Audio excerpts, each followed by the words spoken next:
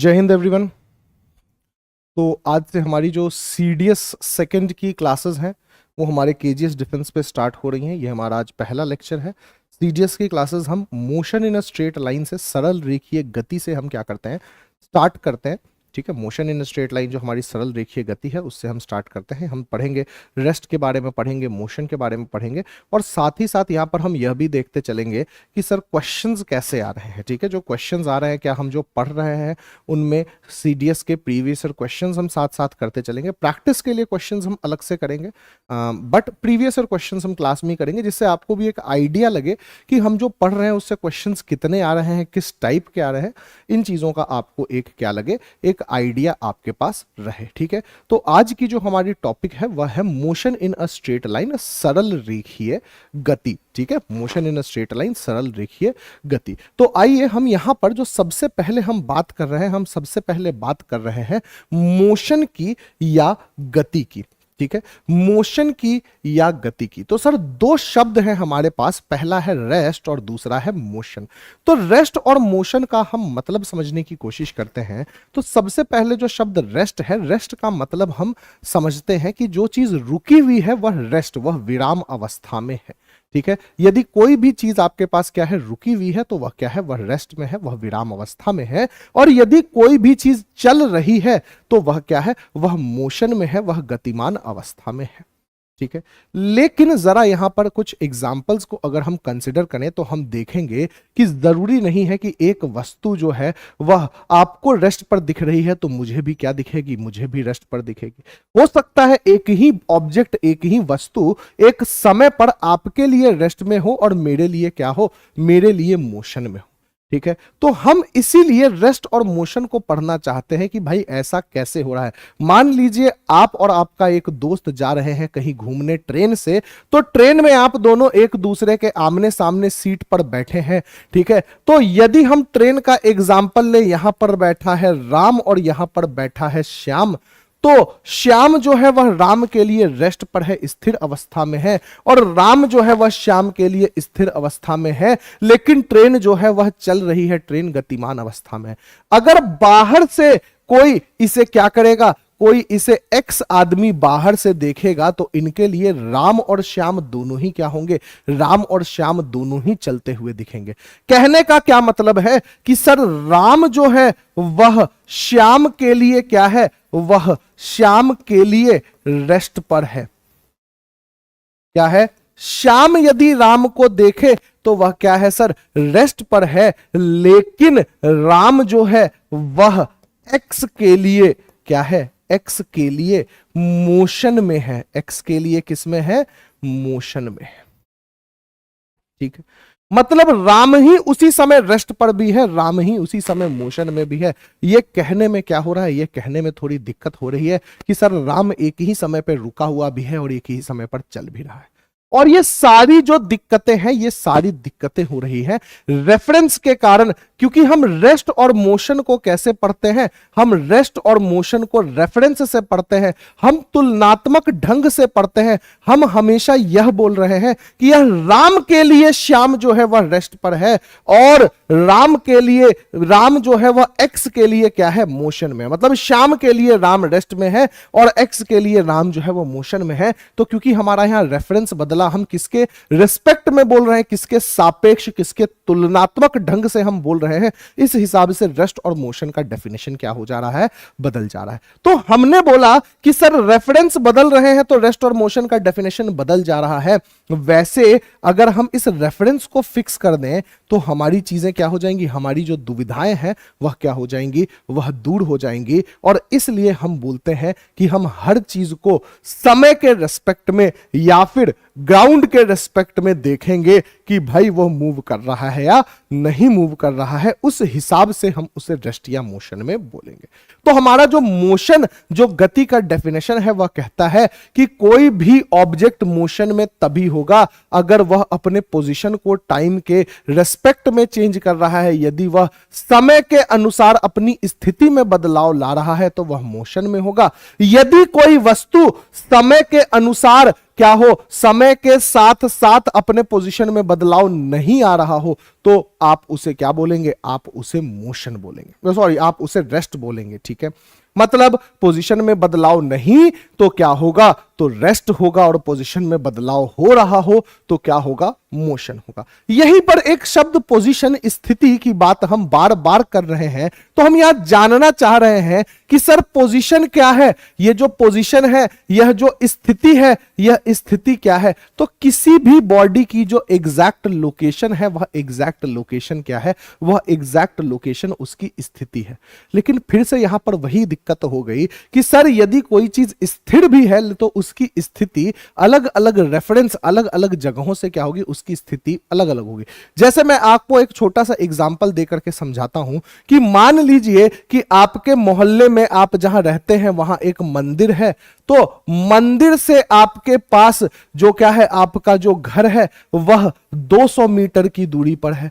लेकिन यही आपका घर कहीं स्टेशन से 1 किलोमीटर की दूरी पर है, और यदि ISBT से देखें तो आपका घर जो है वह 2 किलोमीटर की दूरी पर है, और आपका घर यदि एयरपोर्ट से बात किया जाए तो 10 किलोमीटर की दूरी पर है। सर घर तो आप ही का है, लेकिन दूरी यदि अलग अलग जगहों से नापी जाए, अलग अलग रेफरेंस से नापी जाए, भाई एड्रेस बतलाते हैं कभी, तो हम किसका इस्तेमाल करते हैं? हम रेफरेंस का इस्तेमाल करते हैं कि भाई स्टेशन से उतर करके आप क्या कीजिए, 5 किलोमीटर चले आइए तो मेरा घर मिल जाएगा। तो सर ये स्थिति भी आपके घर की, हालांकि आपका घर हर जगह क्या है? फिक्स्ड है, लेकिन ये स्थिति क्या हो रही है? ये स्थिति बदल रही है। ये स्थिति क्या हो रही है? ये स्थिति बदल रही है, ये पोजीशन बदल रही है। और अब इस पोजीशन को फिक्स करने के लिए हमने बोला कि भाई फिजिक्स में ऐसे नहीं चलेगा। हमने बोला कि अब हम फिजिक्स में मान लेते हैं एक कोऑर्डिनेट सिस्टम XYZ एक्सिस के साथ। ठीक है, हम क्या मान लेते हैं? एक कोऑर्डिनेट सिस्टम, और यह जो कोऑर्डिनेट सिस्टम है, यही कोऑर्डिनेट सिस्टम के ओरिजिन से, इसके केंद्र से, इसके ओरिजिन से आप सारी की सारी चीजों को, ओरिजिन से, केंद्र से आप सारी की सारी चीजों को क्या करेंगे? आप सारी की सारी चीजों को मापेंगे। ये बात समझ में? कहने का फिर से मैं मतलब समझा दूं कि सर रेस्ट और मोशन जो है ना, वह एब्सोल्यूट है ही नहीं। रेस्ट और मोशन जो है वह क्या है सर? एब्सोल्यूट नहीं है। इनका यह वास्तविक नहीं है, यह रिलेटिव है, या आपेक्षिक है, या सापेक्षिक है। ठीक है, किसी के रिलेशन में ही इनकी बात करी जा सकती है, और हम अलग अलग चीजों के रिलेशन में बात करेंगे तो इनका मतलब बदलता रहेगा। इसलिए हमने अपने जो मापदंड था जिससे हमें तुलनात्मक ढंग से इनको पढ़ना है, उसे ही हमने फिक्स कर लिया। हमने बोला हम इसी से तुलना करके किसी बॉडी के रेस्ट और मोशन को क्या करेंगे? बदलेंगे। तो हमने सबसे पहले इस की पोजीशन को फिक्स किया। मान लीजिए हम बोले कि यहां पर कोई बॉडी है A2,4 पर, इसका कहने का मतलब है कि सर जब भी आप ओरिजिन पर पहुंच जाएं तो ओरिजिन से x की ओर 2 चलें और y की ओर 4 चलें तो आप इस पॉइंट A पर क्या कर जाएंगे? पहुंच जाएंगे। मतलब पोजीशन जो है वह exact location of a body को क्या करता है? दर्शाता है। मान लीजिए यहां क्लास में सामने बेंचेस लगे हुए हैं, और बेंचेस पे लगभग 50 बच्चे बैठे हुए हैं, मुझे किसी का नाम नहीं पता है, तो मुझे यदि किसी को बुलाना हो तो मैं बोलूंगा कि भाई राइट साइड के चौथे बेंच पे जो पहला बालक बैठा है वो क्या हो जाए? वह मेरे पास आ जाए और इस सवाल को मुझे सॉल्व करके दिखलाए। तो ये जो मैंने बोला कि राइट साइड के चौथे बेंच पर जो पहला बालक है, यह उसकी पोजीशन है, वह उसकी स्थिति है। यह उसकी क्या है? पोजीशन है, यह उसकी क्या है? स्थिति है। और इस स्थिति को फिजिक्स में पढ़ने के लिए हमने किसका इस्तेमाल किया है? हमने कोऑर्डिनेट सिस्टम का इस्तेमाल किया है। तो रेस्ट समझ में आ गया कि सर यदि आपकी पोजीशन नहीं बदले समय के साथ तो आप रेस्ट पर हैं, यदि आपकी पोजीशन बदलेगी समय के साथ तो आप मोशन में हैं, आप गतिमान अवस्था में हैं। ठीक है, पोजीशन क्या है सर? तो XYZ कोऑर्डिनेट सिस्टम में एग्जैक्ट लोकेशन, स्थिति जो बतलाएगा वही क्या है? वही आपका पोजीशन है। अब यदि आप अपने पोजीशन को कभी भी बदलने की कोशिश करें, मान लीजिए आप एक जगह बैठे हैं, बहुत सारी कुर्सियां लगी हुई हैं, 10 कुर्सियां लगी हैं, आप पहली कुर्सी से उठ करके 10वीं कुर्सी पर जाने की कोशिश कीजिए, तो जब भी आप अपनी स्थिति में बदलाव लाएंगे, मतलब आपकी स्थिति थी पहले पहली कुर्सी, उससे आप 10वीं कुर्सी पर जाना चाहेंगे, तो आपके स्थिति में बदलाव आएगी, और स्थिति में बदलाव के दौरान आप गतिमान अवस्था में रहेंगे। जब तक स्थिति में बदलाव होते रहेगी तब तक आप गतिमान रहेंगे, तब तक आप मोशन की स्टेट में रहेंगे, ठीक है। और जब आप अपने गंतव्य स्थान पर पहुंच जाएंगे, जब आप अपने फाइनल पोजीशन पर पहुंच जाएंगे, तो आप वापस से, हो सकता है अगर आप वहां रुक गए तो आप रेस्ट में आ जाएंगे। लेकिन एक इनिशियल पॉइंट से एक फाइनल पॉइंट में जब भी आप जाएंगे तो आपको एक दूरी, आपको एक डिस्टेंस क्या करना पड़ेगा, तय करना पड़ेगा। आपको एक दूरी और आपको एक डिस्टेंस क्या करना पड़ेगा, तय करना पड़ेगा। तो हमें यह पता चला कि भाई यदि पोजीशन बदल रहा है तो एक नई फिजिकल क्वांटिटी, एक नई भौतिक राशि जिसका नाम दूरी है, जिसका नाम डिस्टेंस है, वह डिस्टेंस हमें हमारे पास आएगा। डिस्टेंस कैसे आएगा? सर आप अपनी स्थिति को बदलना चाहेंगे, मैं यदि यहां खड़ा हूं, मैं खड़े होते हूं और आगे मैं 2 कदम आगे बढ़ गया, तो मेरी जो दूरी है वह दूरी क्या है? मेरी दूरी फिलहाल 2 कदम की है, ठीक है। तो यही आपके पास अब दूरी के बारे में हमें पढ़ना है कि सर दूरी, डिस्टेंस क्या है। तो सर जो पाथ लेंथ कवर्ड है एक बॉडी द्वारा, वही क्या है? वही दूरी है, वही डिस्टेंस है। अब मान लीजिए आपने बोला ये ए पॉइंट है और ये बी पॉइंट है, ठीक है। स्कूल के दिनों को याद कीजिए, यह आपका क्लासरूम है और यह यहां पर क्या है? यहां पर आपका पानी का नलका है, ठीक है। आप कभी भी क्लासरूम से यदि सीधे पानी के नलके पे पहुंच गए हो पानी पीने के लिए, तो आप अच्छे स्टूडेंट नहीं हैं। आप यहां क्लासरूम से क्या करेंगे? आप यहां क्लासरूम से ऐसे ऐसे घूमते घामते क्या करेंगे? यहां पर पानी पीने पहुंचेंगे, पूरे स्कूल का एक चक्कर काटेंगे, तब तो पानी पीने में मजा है। ऐसे सीधे कैसे चले जाएं पानी पीने? तो वो स्कूल के दिन आपने याद कर लिए। अब ये जो हरी लाइनें हैं, इस पूरी हरी लाइन को आप मानिए एक रस्सी, एक धागा मानिए, एक सूत मानिए, और इस रस्सी, इस सूत के दो, एक इनिशियल पॉइंट, एक प्रारंभिक बिंदु, और एक फाइनल पॉइंट, एक अंतिम बिंदु को पकड़ करके आप क्या कर दें? खींच दें। जो इस रस्सी की पूर्ण लंबाई होगी वही क्या होगा? वही डिस्टेंस होगा। वही क्या होगा? डिस्टेंस होगा। मतलब दूरी क्या है सर? आप जितने भी कदम चले वह क्या है? वह दूरी है। मान लीजिए यहां से एक दीवार आगे है जिसकी दूरी 10 कदम है, मैं 5 कदम चलता हूं और 1 कदम पीछे आ जाता हूं, मैं 5 कदम चलता हूं, 1 कदम पीछे आ जाता हूं, तो मेरी जो दूरी है वह अब 4 कदम नहीं रही सर, मेरी दूरी 6 कदम हो चुकी है। क्यों? क्योंकि मैंने 5 कदम आगे की ओर बढ़ाया और 1 कदम पीछे की ओर बढ़ाया, तो वह भी जो है वह दूरी में, ये तो रस्सी है ना सर। देखिए 5 कदम आगे बढ़ा और 1 कदम पीछे ऐसे घूम गया। इसको पकड़िए, इसको पकड़िए, रस्सी को तान दीजिए, रस्सी को खींच दीजिए। रस्सी को यदि आपने खींच दिया तो आपको इस रस्सी की लंबाई क्या बतलाएगी? दूरी बतलाएगी। तो दूरी क्या है? Actual path length covered by a body. जो एक्चुअल पाथ है, जो पूर्ण पथ है, उस पूर्ण पथ की लंबाई को क्या बतलाया जाएगा? दूरी से बतलाया जाएगा, डिस्टेंस से बतलाया जाएगा। और दूरी जो है सर वह स्केलर क्वांटिटी है, वह अदिश राशि है। दूरी जो है वह कैसी है? अदिश राशि है, ठीक है, अदिश राशि है। और अदिश राशि है मतलब इसमें सर दिशा का कोई भी जरूरत नहीं है, डायरेक्शन बतलाने की कोई भी जरूरत आपको नहीं।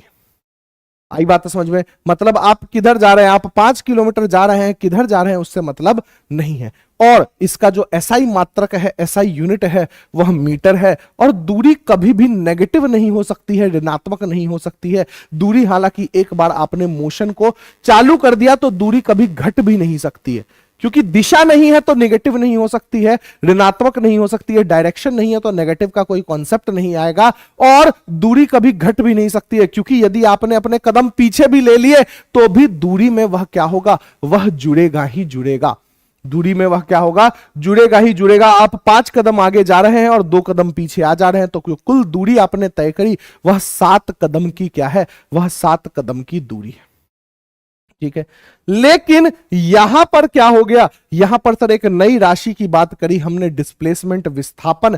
तो विस्थापन क्या है कि सर यदि आप यहां ए से जाना चाह रहे हैं बी, और आपने कर दिया क्या? आपने कर दिया पूरा चक्कर ऐसे पूरा घूम घाम करके आप क्या रहे, पूरे घूम घाम करके आप ए से बी तक पहुंच रहे हैं, ठीक है, ए से बी तक पहुंच रहे हैं, ठीक है। तो ये पूरे पथ की लंबाई तो दूरी, जो पीली वाली लंबाई है वह तो दूरी है, लेकिन विस्थापन डिस्प्लेसमेंट बतलाने के लिए आप पकड़िए सर एक इनिशियल पॉइंट और एक फाइनल पॉइंट, एक प्रारंभिक बिंदु और एक अंतिम बिंदु। दूरी डिस्टेंस निकालने के लिए इन दोनों को पकड़ करके हमने रस्सी को सीधा किया था, लेकिन यहां पर यदि आप इसको एक स्ट्रेट लाइन से मिला देंगे तो ये जो व्हाइट वाली लाइन है, यह जो श्वेत लाइन है डिस्प्लेसमेंट, विस्थापन, ये जो व्हाइट लाइन है सर, यह आपको क्या बतलाएगा, यह आपको बतलाएगा कि यह क्या है, यह विस्थापन है, यह आपके पास क्या है, यह आपके पास डिस्प्लेसमेंट है। या फिर आप यह कह सकते हैं कि दो पॉइंट के बीच में जो शॉर्टेस्ट डिस्टेंस है उसी को आप क्या बोलते हैं, डिस्प्लेसमेंट बोलते हैं। दो पॉइंट के बीच में जो शॉर्टेस्ट डिस्टेंस है उसी को आप क्या बोलते हैं, डिस्प्लेसमेंट बोलते हैं, ठीक है। तो ये बात जो है, ये बात आपको समझ में आ गई। सर अब क्या है ना, अब आप आगे गए और पीछे आ गए तो डिस्प्लेसमेंट जो है, देखिए ना, अंतिम बिंदु जो है आप पीछे आ चुके हैं तो डिस्प्लेसमेंट जो है वो घट सकती है।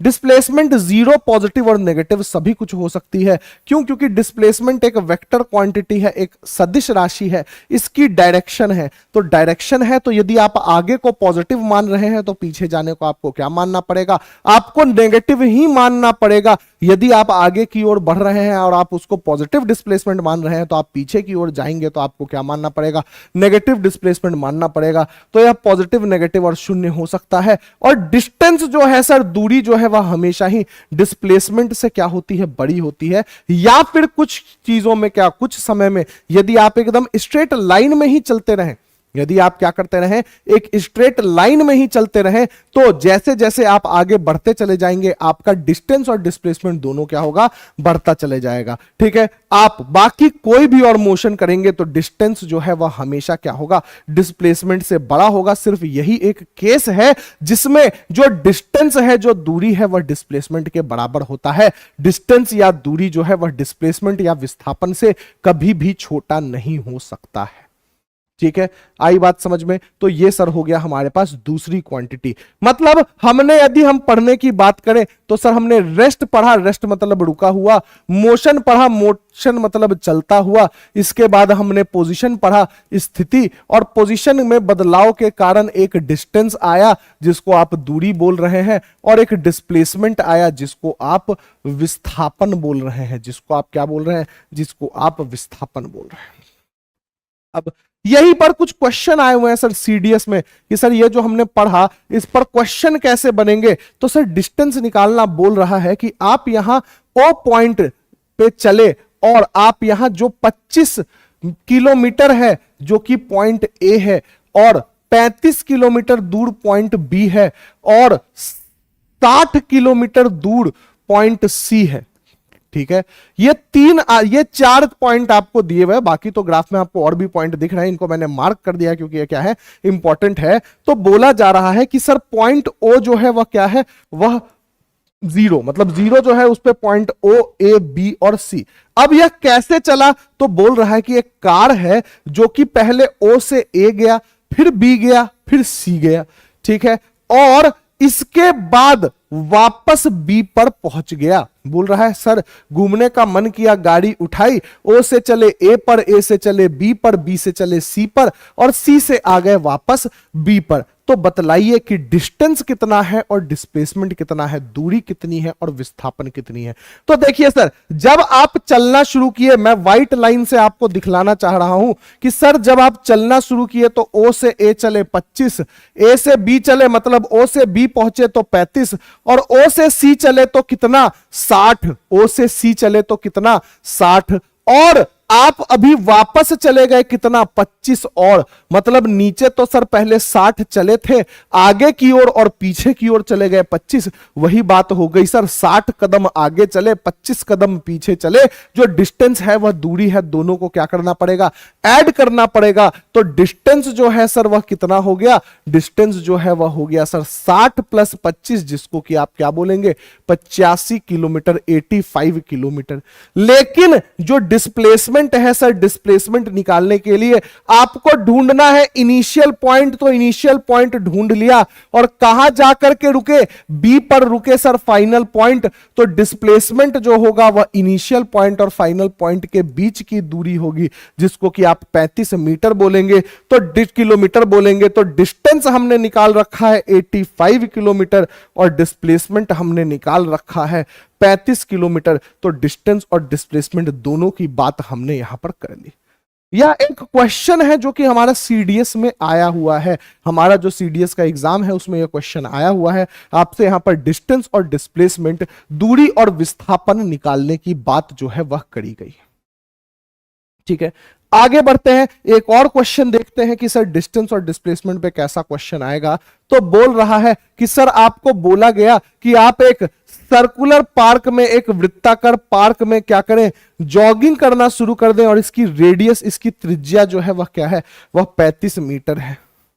ठीक है, एक ऐसे गोलाकार वृत्ताकार पथ में आप जॉगिंग करें जिसकी रेडियस क्या है, 35 मीटर है। आप यहां से चले ए पॉइंट से और वापस आकर के यहीं पहुंच गए ए पॉइंट पर, तो सर इनिशियल और फाइनल पॉइंट एक ही जगह पर आ गया। डिस्टेंस निकालने के लिए हमें क्या करना है, डिस्टेंस निकालने के लिए हमें इनिशियल पॉइंट, सॉरी डिस्प्लेसमेंट की बात करते हैं पहले, विस्थापन की। तो डिस्प्लेसमेंट निकालने के लिए, विस्थापन निकालने के लिए हमें क्या करना है, हमें इनिशियल पॉइंट और फाइनल पॉइंट को एक स्ट्रेट लाइन से मिलाना है, एक सरल रेखा से मिलाना है। बट चूंकि यहां पर इनिशियल पॉइंट भी यही है, फाइनल पॉइंट भी यही है, जहां से चले थे वहीं पर पहुंच गए, लौट कर बुद्धू घर को आए। तो क्योंकि जहां से चले थे वहीं पर हम पहुंच गए, तो हमारा जो क्या है, हमारा जो डिस्प्लेसमेंट होगा वह 0 होगा, क्योंकि इनिशियल और फाइनल पॉइंट एक ही जगह पर है। तो पूर्ण चक्कर में जो डिस्प्लेसमेंट है, जो विस्थापन है, वह डिस्प्लेसमेंट, विस्थापन जो है वह क्या है, वह 0 मीटर्स है, 0 मीटर्स है। अब बात करते हैं सर डिस्टेंस की। डिस्टेंस मतलब इस ट्रैक को खींच करके क्या कर देना है, सीधी लाइन में बना देना है। तो इस ट्रैक को यहां से इनिशियल और फाइनल पॉइंट यहां पर होंगे, बीच में एक छोटा सा क्या होगा, बीच में एक छोटा सा मान करके चलिए आपकी यहां पर हल्की सी लाइनिंग है, इस लाइनिंग से इसको पकड़ करके खींचिए, या एक सरल रेखा आएगा, या एक स्ट्रेट लाइन आएगा। जिस स्ट्रेट लाइन का जो दूरी होगा, लेंथ होगा, डिस्टेंस होगा, वह डिस्टेंस जो होगा वह 2 पाई आर परिधि सरकमफेरेंस के बराबर होगा। और यदि आप 2 पाई आर की बात करें तो 2 गुणे 22 बटे 7 गुणे 35, तो यह 220 मीटर हो जाएगा। मतलब इसकी जो डिस्टेंस है सर वह 220 मीटर है और डिस्प्लेसमेंट जो है वह 0 है। यहां पर ऑप्शन में भी बहुत लोग खुशी में आकर के गलती कर देंगे, लेकिन देखिए पहले डिस्प्लेसमेंट पूछा गया है, फिर डिस्टेंस पूछा गया है, पहले आपका विस्थापन पूछा गया है, फिर क्या पूछी गई है, फिर दूरी पूछी गई है। मतलब पहले आंसर में विस्थापन होगा और फिर दूरी होगी। तो यहां पर 0 और 220 जो है वह आंसर क्या होगा, सही होगा। तो यही मूल्यतः 2 प्रकार के क्या सवाल जो हैं वह डिस्टेंस और डिस्प्लेसमेंट निकालने के जनरली आपके सीडीएस एग्जामिनेशन में पूछे जाते हैं। इन्हीं में वैल्यू बदल दिया जाता है, कभी 35 की जगह 7 कर देंगे, कभी 35 की जगह 42 कर देंगे। ठीक है, कहीं आधे चक्कर की दूरी मांग लेंगे, कहीं बोलेंगे कि सर ए से लेकर के हम डी तक 1/4 ही चक्कर काटे, 1/4 चक्कर की दूरी या विस्थापन को आप क्या कर देंगे, दूरी या विस्थापन को आप निकाल देंगे। ऐसे क्वेश्चंस जो है वह जनरली क्या किए जाते हैं, आपके सीडीएस एग्जामिनेशन में पूछे जाते हैं। तो हमने अभी तक रेस्ट के बारे में पढ़ा, मोशन के बारे में पढ़ा, डिस्टेंस के बारे में पढ़ा और डिस्प्लेसमेंट के बारे में पढ़ा। यहां से एक प्रश्न आने की संभावना है, वह क्या है सर, कि आपको किसी एक केस, कोई एक केस दिया जाएगा और उस केस में आपको क्या निकालना पड़ेगा, आपको डिस्टेंस और डिस्प्लेसमेंट निकालना पड़ेगा, आपको दूरी और विस्थापन जो है वह निकालनी पड़ेगी। ठीक है, ये बात डन हो गया सर। अब हम आते हैं, हमारी जो अगली क्वांटिटी है वह है सर स्पीड। स्पीड माने चाल, चाल बराबर दूरी बटे समय। तो स्पीड क्या है सर, यदि आपका डिस्टेंस समय के साथ बदल रहा है तो इन दोनों का रेशियो, इन दोनों का अनुपात आप निकाल ले, उसी को आप क्या बोलेंगे, उसी को आप स्पीड बोलेंगे। तो स्पीड जो है वह क्या है, rate of change of distance है, दूरी के परिवर्तन का दर है। और फॉर्मूला डिस्टेंस अपॉन टाइम, दूरी बटे समय, यह स्केलर क्वांटिटी है, आपके पास क्या है, यह अदिश राशि है और इसकी जो एसआई इकाई है, एसआई यूनिट है, वह मीटर प्रति सेकंड है। वह क्या है, वह मीटर पर सेकंड है। तो स्पीड के बारे में तो हम सभी जानते हैं कि सर स्पीड जो है वह क्या होता है, डिस्टेंस अपॉन टाइम होता है। यह बहुत कॉमन सी बात हमें पता है। ऐसी ही सर एक और क्वांटिटी है जिसको आप बोलते हैं वेलोसिटी। वेलोसिटी माने वेग। वेग जो है वह डिस्प्लेसमेंट का रेट ऑफ चेंज है। डिस्प्लेसमेंट यदि आपका क्या होगा, डिस्प्लेसमेंट यदि आपका बदलेगा तो टाइम का रेशियो, डिस्प्लेसमेंट और टाइम का जो रेशियो होगा वही वेलोसिटी वेग कहलाएगा। यह एक वेक्टर क्वांटिटी है और इसकी एसआई यूनिट जो है, एसआई मात्रक जो है वह क्या है, वह मीटर प्रति सेकंड है। इसकी जो एसआई यूनिट, इसकी जो एसआई मात्रक है वह मात्रक क्या है, मीटर प्रति सेकंड है। ठीक है, अब हम बात करते हैं सर कि मान लीजिए आपने बोला, क्या बोला, बोला कि सर हमें जाना है कहां से, मान लीजिए हमें जाना है देहरादून से मसूरी। हमें कहां जाना है सर, हमें जाना है देहरादून से मसूरी। तो जब आप देहरादून से मसूरी जाएंगे सर, तो देहरादून से मसूरी है 32 किलोमीटर और आपको लग गए 2 घंटे। तो आपकी जो स्पीड है वह है 32 किलोमीटर बटे 2 घंटे, मतलब 16 किलोमीटर प्रति घंटे। तो आपकी जो स्पीड आ रही है सर, आपकी जो चाल आ रही है सर, वह कितनी आ रही है, 16 किलोमीटर प्रति घंटे। लेकिन आप बताइए, क्या आप बाइक से जा रहे थे, क्या आपने बाइक 16 किलोमीटर प्रति घंटे से चलाया? तो आपको ध्यान आया कि नहीं जी, 16 किलोमीटर प्रति घंटे से तो नहीं चलाया। जब मैं क्या है, जब मैं राजपुर रोड पर ही बाइक भगा रहा था तो मेरी बाइक की स्पीड 60 थी। भाई 60 की स्पीड पे हम बाइक को क्या कर रहे थे, भगा रहे थे, और यहां तो 16 आ गया। ठीक है, 61 थी, 61 का उल्टा 16 हो गया। ऐसा कैसे हो रहा है भाई? हम खुद बोल रहे हैं कि सर कैलकुलेशन किया हमने, हमारी जो स्पीड है, हमारी जो चाल है वह 16 किलोमीटर प्रति घंटे आ रही है, लेकिन हम तो भाई बाइक तेज भी चला रहे थे। ऐसा कैसे हुआ? तो ऐसा इसलिए हुआ क्योंकि बीच में रुक करके मैगी पॉइंट में आपने मैगी खाया, कुछ समय बर्बाद किया। ठीक है, फिर आपने बेवफा चाय वाले के यहां चाय पिया, कुछ समय बर्बाद किया।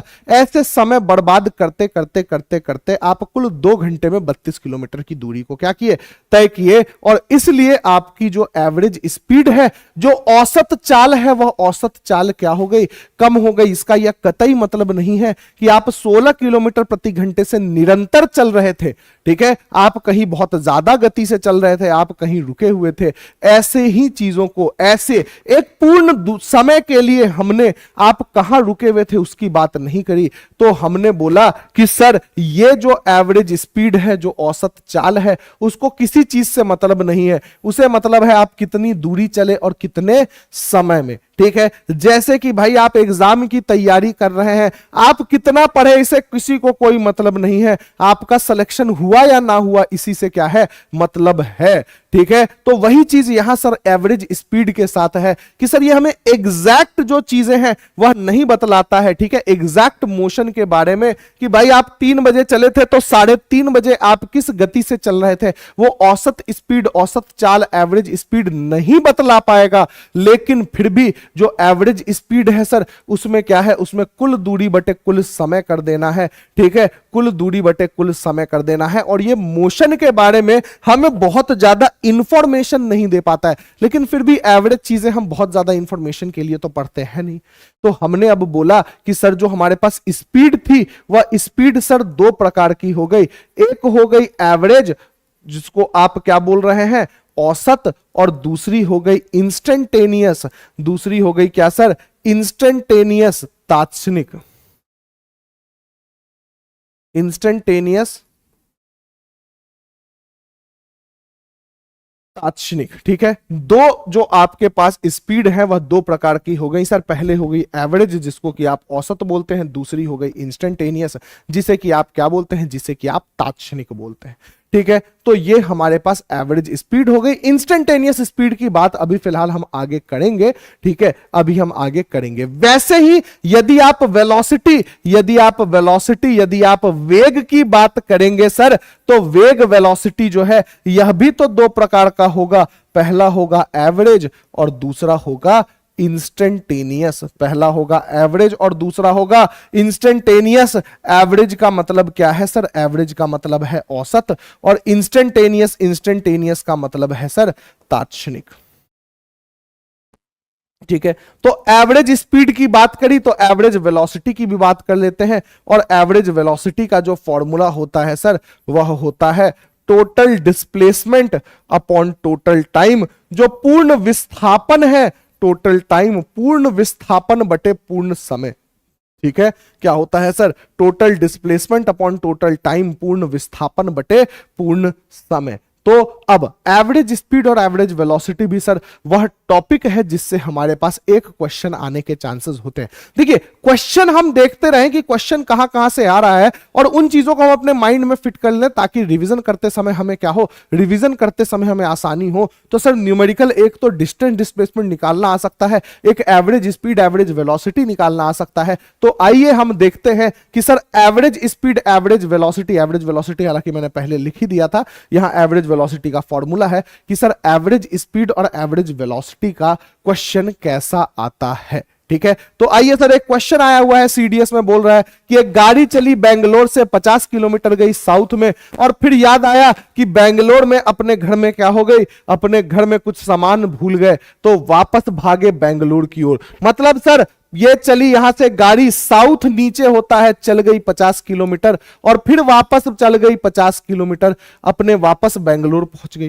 तो सर जो टोटल डिस्टेंस है, जो कुल दूरी है, ध्यान दीजिएगा यहां पर, जो टोटल डिस्टेंस है, जो कुल दूरी है, वह टोटल डिस्टेंस, वह कुल दूरी कितना है सर? 100 किलोमीटर है। ठीक है, लेकिन ध्यान दीजिएगा जो टोटल डिस्प्लेसमेंट है, जो टोटल डिस्प्लेसमेंट है, जो आपके पास क्या है, जो आपके पास कुल विस्थापन है, वो टोटल डिस्प्लेसमेंट, कुल विस्थापन जो है वह कितना है? 0 किलोमीटर। क्यों? क्योंकि आप जहां से चले थे वहीं पर पहुंच गए, और जब भी आप जहां से चलते हैं वहीं पर पहुंच जाते हैं तो आपका विस्थापन डिस्प्लेसमेंट क्या हो जाता है? 0। पूछा क्या जा रहा है सर? एवरेज वेलोसिटी पूछा जा रहा है। तो एवरेज वेलोसिटी की यदि आप बात करें तो वह सर हो जाएगी 0, क्योंकि यह होती है total displacement upon total time. क्या होती है? Total displacement upon total time, और टोटल डिस्प्लेसमेंट जो है वह 0 बटे जो टोटल टाइम है वह 2 घंटे, तो यह क्या हो जाएगी? यह 0। तो यहां पर आपके पास क्या है? जो आपके पास क्या है? आपके पास एवरेज वेलोसिटी है, औसत वेग है, वह औसत वेग क्या है? 0 है। ठीक है, 0 है। यही अगर आपको एवरेज स्पीड पूछी जाती, औसत चाल पूछा जाता, तो सर एवरेज स्पीड जो होता है, औसत चाल जो होता है, एवरेज स्पीड औसत चाल जो होता है वह कितना होता है सर? वह total distance upon total time है। वह कितना है? Total distance upon total time है। टोटल डिस्टेंस तो सर 50 था बटे टोटल टाइम 2, मतलब 25 किलोमीटर प्रति घंटे जो है वह इसकी एवरेज स्पीड थी। ये जो है सर यह वेलोसिटी नहीं है, यह एवरेज स्पीड है, यह औसत चाल है। यह एवरेज स्पीड है, यह क्या है? यह औसत चाल है। ठीक है, आई बात समझ में? कोई दिक्कत, कोई परेशानी?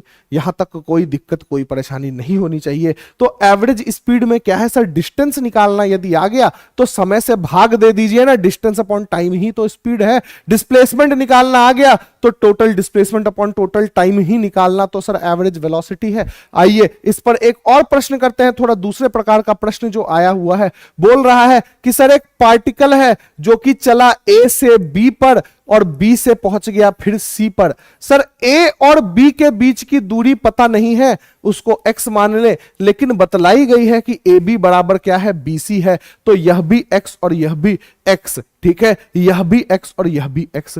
सर ए से बी में चला 10 मीटर प्रति सेकंड से और बी से सी में चला 15 मीटर प्रति सेकंड से। बोल रहा है एवरेज वेलोसिटी बतलाइए। सर एवरेज वेलोसिटी, क्योंकि देखिए ना, ए से बी में चला, बी से सी में चला, तो डिस्टेंस और डिस्प्लेसमेंट सेम होगा, क्योंकि यह अभी स्ट्रेट लाइन की बात करी जा रही है। या किसकी बात करी जा रही है? एकदम स्ट्रेट लाइन में ही चल रहा है, सरल रेखा में चल रहा है सर, आगे पीछे का कोई मतलब ही नहीं है। चला और एकदम दंदना करके आगे पहुंच गया सी तक, मतलब डिस्टेंस और डिस्प्लेसमेंट फिलहाल क्या होगा? बराबर होगा। तो सर हम बोल सकते हैं क्या कि अगर हमें एवरेज स्पीड स्पीड निकालना है तो एवरेज स्पीड बराबर क्या हो जाएगा, यह हो जाएगा sir total distance upon total time. ठीक है, क्योंकि स्पीड और वेलोसिटी सेम होगी, टोटल डिस्टेंस है 2x है। लेकिन यदि आप यहां मानिए कि सर A से B जाने में टाइम t1 लगा तो टाइम t1 होगा x/10। x/10 क्यों होगा सर, एक बेसिक सा फॉर्मूला तो हमने पढ़ा है कि स्पीड बराबर डिस्टेंस अपॉन टाइम। स्पीड बराबर क्या होता है, डिस्टेंस अपॉन टाइम। तो टाइम बराबर हो जाएगा सर डिस्टेंस अपॉन स्पीड, और यदि टाइम बराबर डिस्टेंस अपॉन स्पीड हो जाएगा तो डिस्टेंस है x, स्पीड है 10, तो यह x/10 हो जाएगा। उसी प्रकार से t2 जो है वह क्या हो जाएगा, x/15 हो जाएगा। t2 जो है वह क्या हो जाएगा, x/15 हो जाएगा। और यदि आप टोटल डिस्टेंस 2x मान रहे हैं तो सर टोटल टाइम को तो t1 प्लस t2 लिख ही सकते हैं, तो यह 2x/x/10 प्लस x/15 लिख ही सकते हैं। यदि आपको एलसीएम निकालने आता है तो 10 और 15 का एलसीएम 30 होगा, यहां 3x प्लस 2x और ऊपर में x होगा, तो यहां क्या आ जाएगा सर 30x/5x। 2x था यहां सर, यहां क्या आ जाएगा 60x/5x। 60x/5x कितना आ गया सर, 12 किलोमीटर प्रति घंटे, जो भी 12 मीटर प्रति सेकंड, कोई बात नहीं, 12 मीटर प्रति सेकंड जो है वही क्या है सर, एवरेज स्पीड और एवरेज वेलोसिटी दोनों है। देखिए पिछले सवाल में स्पीड वेलोसिटी दोनों अलग अलग थी, लेकिन यहां पर एवरेज स्पीड और एवरेज वेलोसिटी दोनों ही क्या है, दोनों ही सेम है, दोनों ही एक ही वैल्यू क्या कर रही है, दोनों ही एक ही वैल्यू आ रही है। ठीक है, क्यों, क्योंकि यहां डिस्टेंस और डिस्प्लेसमेंट क्या है सर, सेम है। ठीक है, तो ऐसा भी एक क्वेश्चन जो है वो सीडीएस में देखिए पूछा गया है, जिसको बड़े आसानी से क्या किया जा सकता है, बड़े आसानी से सॉल्व किया जा सकता है। ठीक है, चलिए आइए एक और क्वेश्चन है सर, एक और क्वेश्चन इसकी बात करते हैं। बोल रहा है कि एक बस है जो 50 किलोमीटर प्रति घंटे से चली ओरिजिन से 300 किलोमीटर आगे और 60 किलोमीटर प्रति घंटे से वापस आ गई। सर यहां से ये चली 300 किलोमीटर चली सर, 300 किलोमीटर इधर की ओर 50 किलोमीटर प्रति घंटे से, और वापस गई सर 300 किलोमीटर इस ओर 60 किलोमीटर प्रति घंटे से। तो क्या निकालना है sir, average speed of the bus निकालना है। जो औसत चाल है, क्या वह औसत चाल हमें निकालना है? हाँ, तो एवरेज स्पीड औसत चाल का फॉर्मूला हमें पता है क्या सर? सर एवरेज स्पीड जो होता है वह होता है टोटल डिस्टेंस अपॉन में टोटल टाइम। ठीक है भाई, हिंदी में यदि बोले तो औसत चाल बराबर क्या हो जाता है, औसत चाल बराबर हो जाता है पूर्ण दूरी बटे पूर्ण समय। और जो पूर्ण दूरी है सर वह तो 600 किलोमीटर हो गई ना। देखिए 300 किलोमीटर आगे की ओर गए और 300 किलोमीटर कहां चले गए, पीछे की ओर चले गए। तो जो पूर्ण दूरी है वह कितनी हो गई सर, वह 600 किलोमीटर हो गई क्या? और यदि आप समय की बात करें तो देखिए सर 300 किलोमीटर चले 50 किलोमीटर प्रति घंटे से, तो स्पीड बराबर डिस्टेंस अपॉन टाइम होता है, तो टाइम बराबर डिस्टेंस अपॉन स्पीड होगा, मतलब 300/50 मतलब 6 घंटे होंगे। और उसी तरीके से यहां जो टाइम होगा वह टाइम कितना होगा सर, 300/60 मतलब 5 घंटे होंगे क्या? मतलब जो पूर्ण समय है सर वह 6 + 5 मतलब 600/11 किलोमीटर प्रति घंटे। और यदि आप इसको भाग देंगे तो 600 से 11 जो है वह 55.55 किलोमीटर प्रति घंटे की रफ्तार से क्या होगा, चला जाएगा। तो सर यह 55.55 किलोमीटर प्रति घंटे जो है वह क्या हो गया, वह आपका यहां पर इसका आंसर आ गया। अब अगर सर यहां एवरेज वेलोसिटी बोलता, यदि यहां क्या बोलता, एवरेज वेलोसिटी बोलता, यदि यहां पर आपको औसत वेग बोलता, तो औसत वेग जो है वह क्या होता सर, 0 होता, 0 होता। जो एवरेज वेलोसिटी औसत वेग बोलता वह क्या होता, 0 होता, 0 होता। क्यों होता 0? तो सर ये यहां से जब यहां गया और वापस यहीं पहुंच गया, तो जो टोटल डिस्प्लेसमेंट है, पूर्ण विस्थापन है, वह क्या है, वह 0 है, वह 0 के बराबर है। तो जो एवरेज वेलोसिटी है, जो औसत वेग है, वह 0 हो जाएगा, क्योंकि वह डिस्प्लेसमेंट अपॉन टाइम होता है। भाई 0 को किसी से भी भाग दे दीजिए, वह क्या रह जाएगा, 0 ही रह जाएगा। ठीक है, तो इसी कारण से जो एवरेज वेलोसिटी है वह क्या रह जाएगा सर, वह 0 रह जाएगा। ठीक है। तो एवरेज स्पीड, एवरेज वेलोसिटी की बात हमने यहां पर क्या कर लिया, और कुछ क्वेश्चंस की बात हमने यहां पर किया, ठीक है। अब एक नई क्वांटिटी आती है सर, जिसको कि आप बोलते हैं एक्सेलरेशन, जिसको हिंदी में प्यार से आप त्वरण के नाम से बुलाते हैं। तो सर यदि आपकी वेलोसिटी बदल रही है समय के साथ, तो आपके अंदर एक एक्सेलरेशन आएगा, ठीक है। तो एक्सेलरेशन क्या है sir? Rate of change of velocity, वेग के परिवर्तन का दर है सर, ठीक है। यह क्या है? यह rate of change of velocity है, यह वेग के परिवर्तन का क्या है? यह वेग के परिवर्तन का दर है। मतलब अगर आप फॉर्मूला देखें तो सर ये a बराबर v minus you by T है। v यहां सर फाइनल वेलोसिटी होता है, v जो है वह क्या होता है? फाइनल वेलोसिटी होता है सर, अंतिम वेग होता है, ठीक है। जो u है सर वह इनिशियल वेलोसिटी होता है, जो u है वह क्या होता है? वह इनिशियल वेलोसिटी होता है, प्रारंभिक वेग होता है। और t तो आपको पता ही है, t तो समय है, समय जो किसी का ना हुआ वह क्या है? वह समय है। इसकी एसआई यूनिट, एसआई मात्रक मीटर प्रति सेकंड स्क्वायर है, क्योंकि वेलोसिटी की मीटर प्रति सेकंड थी, उसको समय टाइम से भाग दे दिया, मीटर प्रति सेकंड स्क्वायर इसकी क्या हो गई? एसआई यूनिट हो गई। और यह एक वेक्टर क्वांटिटी है, यह एक सदिश राशि है, इसका दिशा जो है वह आपको क्या करना पड़ता है? इसके साथ बतलाना पड़ता है। और यदि एक्सेलरेशन भी क्या है? पॉजिटिव नेगेटिव जीरो हो सकता है। और यदि नेगेटिव एक्सेलरेशन होता है, यदि ऋणात्मक त्वरण होता है, तो उसको हम रिटार्डेशन का नाम देते हैं। यदि एक्सेलरेशन जो है वह क्या हो गया? नेगेटिव हो गया, यदि एक्सेलरेशन जो है वह ऋणात्मक हो गया, तो हम क्या बोलेंगे? हम इसे नेगेटिव एक्सेलरेशन को रिटार्डेशन बोलेंगे, ठीक है।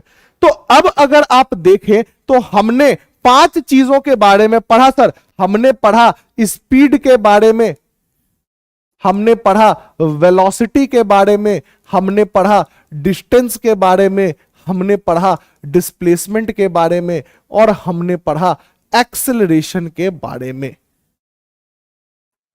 तो यदि इन सारे चीजों को, गति, जो चाल है, जो वेग है, जो त्वरण है, जो दूरी है, जो विस्थापन है, इन 5 चीजों को, और एक समय पढ़ा सर हमने, टाइम पढ़ा, इनके साथ में हम अगर इन्हें रिलेट करना चाहें तो हमारे पास आते हैं इक्वेशन ऑफ मोशन, गति के समीकरण। हमारे पास क्या आते हैं? इक्वेशन ऑफ मोशन, गति के समीकरण। और यह जो इक्वेशन ऑफ मोशन, गति के समीकरण है वह 3 है सर। पहला है v बराबर u प्लस at। यहां पर यदि हम लिखना चाहें तो हम हर चीज का नाम लिख सकते हैं सर। v जो है वह क्या है? वह फाइनल वेलोसिटी है। v जो है वह क्या है? वह अंतिम वेग है, ठीक है। v जो है वह क्या है? वह अंतिम वेग है, ठीक है। और u जो है वह क्या है सर? वह इनिशियल वेलोसिटी है। वह क्या है? वह इनिशियल वेलोसिटी है।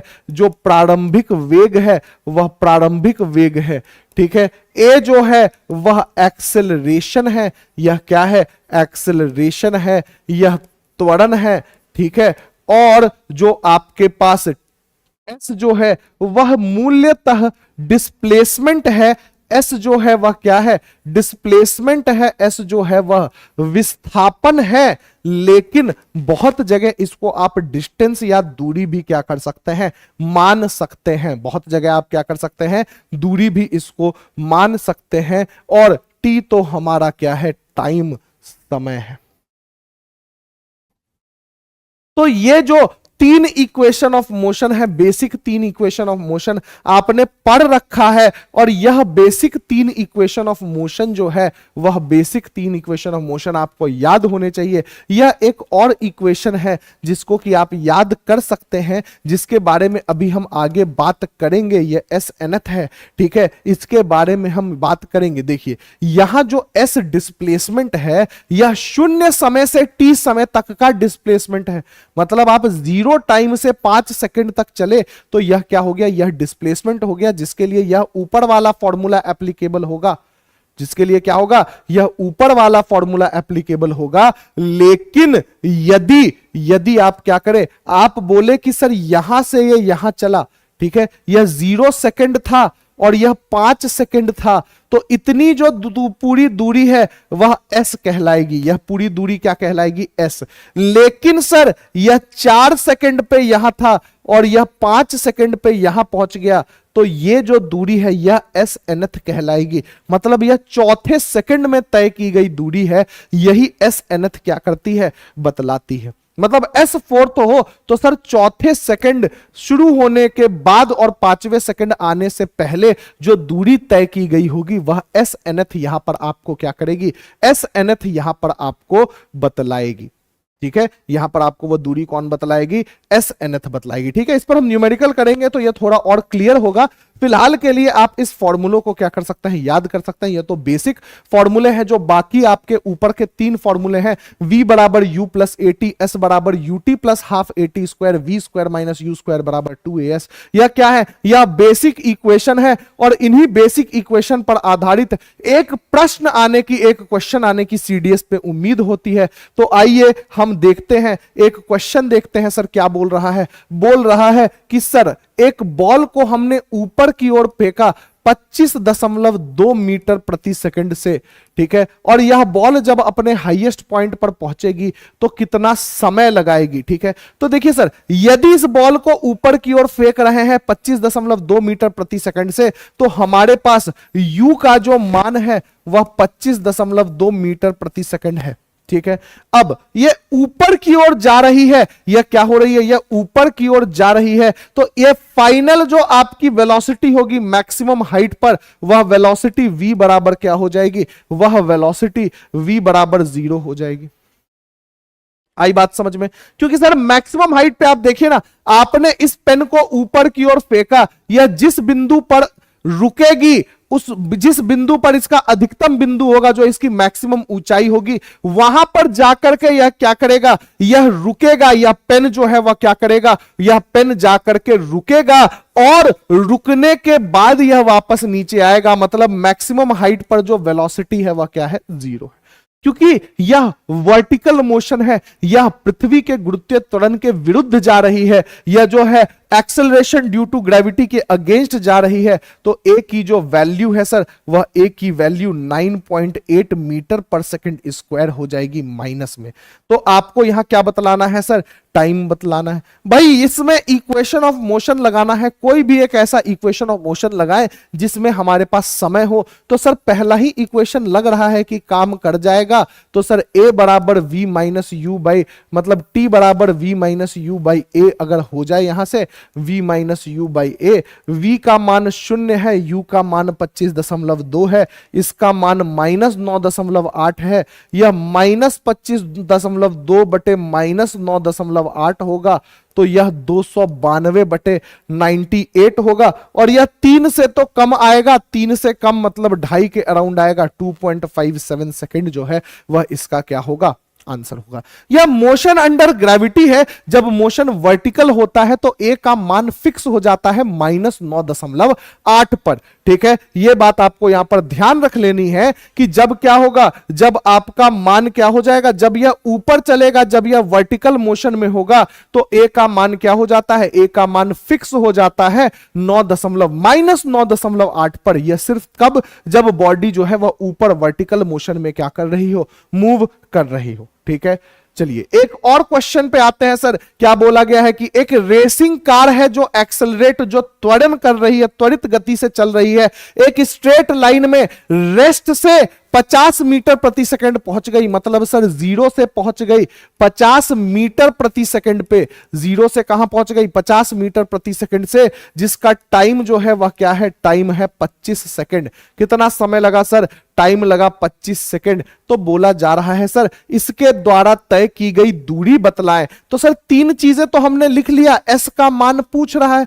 तो सर इक्वेशन देखते हैं किसमें एस आता है। तो सर एस आता है एस बराबर UT plus half eighty square में। एस किसमें आता है? एस बराबर UT plus half eighty square में। तो सर देखिए यू पता है, टी पता है, ए नहीं पता है, मतलब ये फॉर्मूला हम नहीं लगा पाएंगे। ठीक है, दूसरा देखिएगा सर किसमें आता है? आता है v square minus u square बराबर 2as। सर वी पता है, यू पता है, लेकिन ए नहीं पता है तो एस हम नहीं बतला पाएंगे। मतलब सबसे पहले हमें ए निकालना पड़ेगा, और ए निकालने के लिए तो सर तीसरा ही इक्वेशन लगाना पड़ेगा ना, v बराबर u प्लस ए टी। तो 50 बराबर 0 प्लस ए गुणे 25, तो ए का मान कितना आ गया सर 2 मीटर प्रति सेकंड स्क्वायर। अब किसी में भी रख दीजिए ना, देखिए इसी में रख देते हैं। s बराबर u का मान है 0, तो t रखने की जरूरत नहीं है, 1/2 इंटू 2, और t का मान है 25, तो 25 का स्क्वायर। 2 से 2 कैंसिल कर दीजिए, s का मान कितना हो गया 625 मीटर,